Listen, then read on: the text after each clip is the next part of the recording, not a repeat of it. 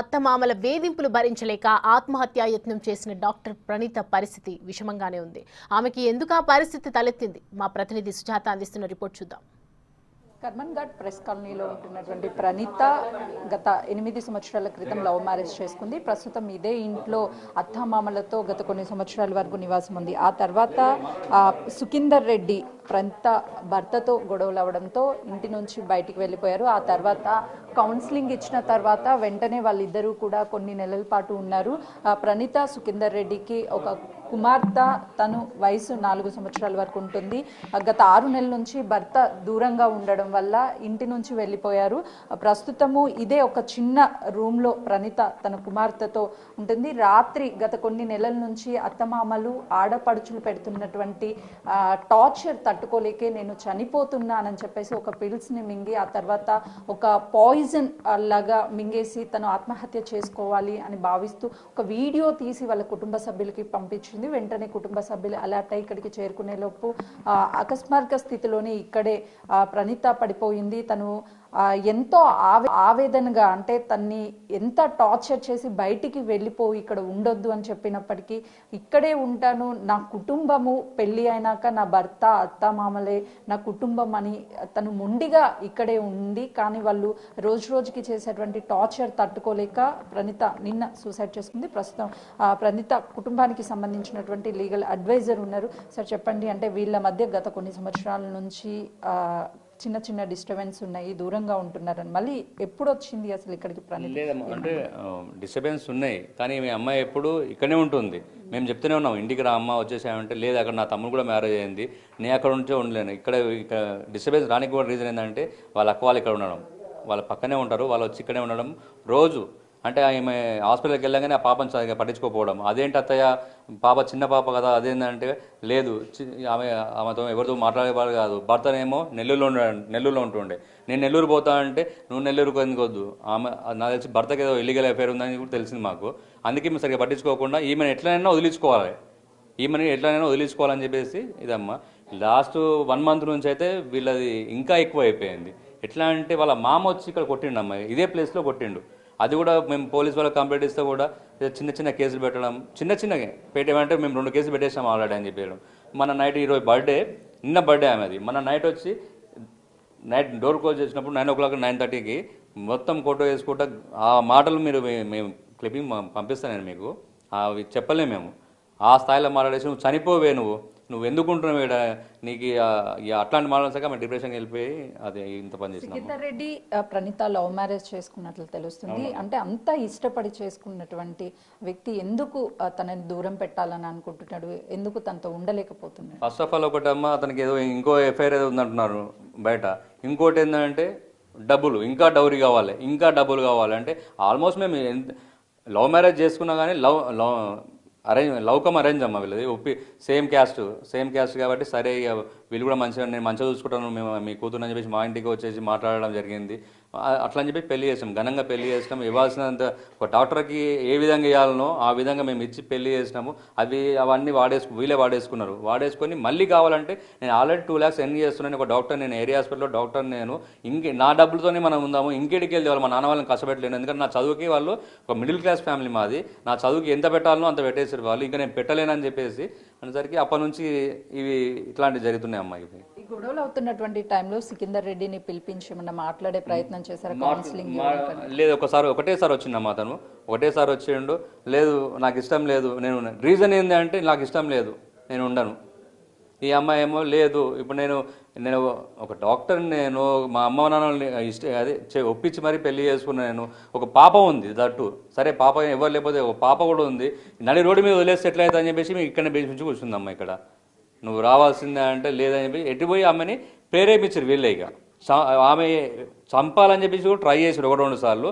ఇప్పుడేమో అది జరగపోగా ఇప్పుడు ఆమెని అట్లా ఇండైరెక్ట్గా ఏమన్నా ఇది చేసుకుందాం ఆమె.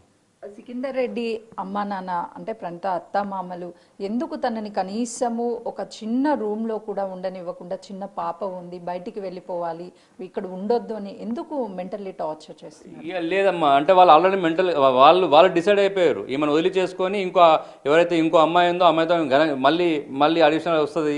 మా కొడుకు ఒకడే కొడుకు, ఇక అంటే వాళ్ళ మెంటాలిటీ అట్లుంది అన్నట్టు వాళ్ళది. ఈమెను ఎలగొట్టేద్దాం ఈమెను ఎలగొట్టేస్తే ఇంకా నాకు తెలిసిన విషయం ఏంటంటే వాళ్ళు ఎవరో ఇంకా కోటీశ్వర్లు అంట వాళ్ళు, ఇంకా డబ్బు ఏది ఉందంట, వీళ్ళు మొత్తం పైసల మనుషులు వీళ్ళు అన్నట్టు. ఇక ఈమెను ఎట్టుపోయి ఈమెను ఎలగొట్టేసి ఈమెతోని ఎంత దారుణమైన విషయం అంటే మాట్లాడదామని చెప్పేసి దసరా పండుగ తర్వాత మాట్లాడతాం, మీ అమ్మాయిని తీసుకెళ్ళండి అంటే సరే ఇక్కడ ఎందుకు అమ్మని చెప్పేసి మా ఇంటికి తీసుకెళ్ళిన తర్వాత దసరా పండుగ తర్వాత లీగల్ నోట్స్ పంపించేసారు, డైరెక్ట్ డైవర్స్ నోట్స్ పంపించేసారు వాళ్ళు. అట్లాంటి దుర్మార్గులు వీళ్ళు. పెళ్లికి అసలుకి వీళ్ళు అంగీకరించారా? సికిందర్ రెడ్డి వాళ్ళ అమ్మ నాన్న ఒప్పుకున్నాకే అంగీకరించారు. వాళ్ళు మా ఇంటికి వచ్చారు. మేము ఎందుకంటే పెట్టాల్సిన కన్నా ఎక్కువనే పెట్టినాం, పెట్టాల్సిన కన్నా ఎక్కువనే పెట్టినాం, అంగీకరించారు. మధ్యలో ఇవి ఇట్లాంటి పనులు అన్నట్టు ఇక వీళ్ళకి.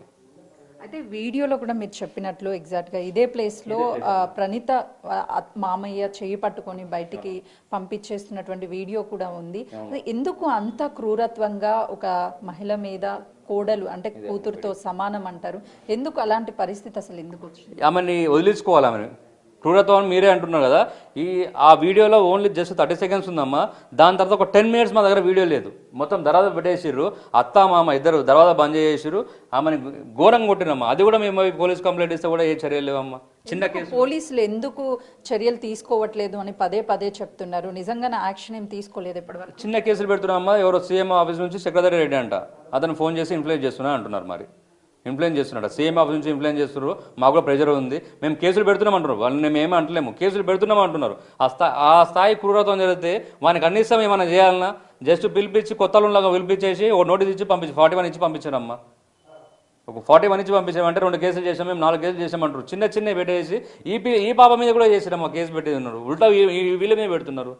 ఈ రోజు కూడా ఆ అమ్మాయి సూసైడ్ చేసుకోమంటే వాళ్ళ ఫ్యామిలీ మెంబర్స్ మొత్తం వచ్చి నిన్న గలాట ఏం చేయలేదు. వాళ్ళు వచ్చి ఉన్నందుకు వాళ్ళందరి మీద వాళ్ళ కంప్లైంట్ ఇస్తే అది తీసుకుంటున్నారు.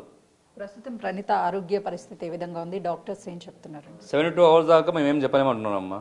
మేము కూడా హాస్పిటల్ షిఫ్ట్ చేద్దామని చూస్తున్నాం మేము కూడా, ఎందుకంటే కొంచెం హై ఎక్విప్మెంట్ ఉన్నది చూద్దామని చూస్తున్నాం మేము కూడా. 72 hours దాకా అయితే ఏం చెప్పలేమంటున్నారు, ఎందుకంటే ఆ ట్రౌజినెస్ అట్లే ఉందంట, ఆమె ఏం మాట్లాడలేకపోతుంది, ఏం చేయలేకపోతుంది. మీరు కూడా వెళ్ళండి, ఇక్కడ పక్కనే ఉంది హాస్పిటల్. ఏమన్నా మీరు సికిందర్ రెడ్డికి జరిగినటువంటి విషయాలన్నీ చెప్పడానికి ఏమన్నా కాంటాక్ట్ అయ్యారా? ఫోన్ కలుస్తుందా? కాల్ లేదమ్మా, అతను ఫోన్ చేంజ్ చేస్తున్నా. అతనికి తెలుసు వాళ్ళ మొత్తం ఈ చుట్టుముట్ట రేడియేషన్ మొత్తము వాళ్ళ చుట్టాలే, ప్రతి ఒక్కటి మనకు తెలుసు. ఇక్కడ సీసీ కెమెరా పెట్టేసి వాడు ఫోన్లో అప్లోడ్ చేసుకుని చూస్తుంటాడు. వాడిని ప్రతి విషయం తెలుసు, ఇక్కడ ఏం జరుగుతున్న ప్రతి విషయం తెలుసు మనకి. ప్రణీత అత్తమామ ఇప్పుడు అవైలబిలిటీ ఉన్నారా ఈ ఇష్యూ? లేదమ్మా, వెళ్ళిపోతారు వాళ్ళంతే, ఇక వెళ్ళిపోతారు. ఇట్లాంటి ఇన్సిడెంట్ చేస్తారు, మేము కంప్లైంట్ చేసేసరికి వెళ్ళిపోతారు. మొన్న 2 months వరకు రాలేదు, 2 months వరకు రాలేదు, ఎవ్వరు రాలేదు ఇక్కడికి. అట్లుంటుంది వాళ్ళు అబ్స్కాండ్ అయిపోతారు. పోలీసు వాళ్ళు చెప్తారా, ఇంకెవరు చెప్తారు కానీ అబ్స్కాండ్ అయితే అయిపోతారు వాళ్ళు.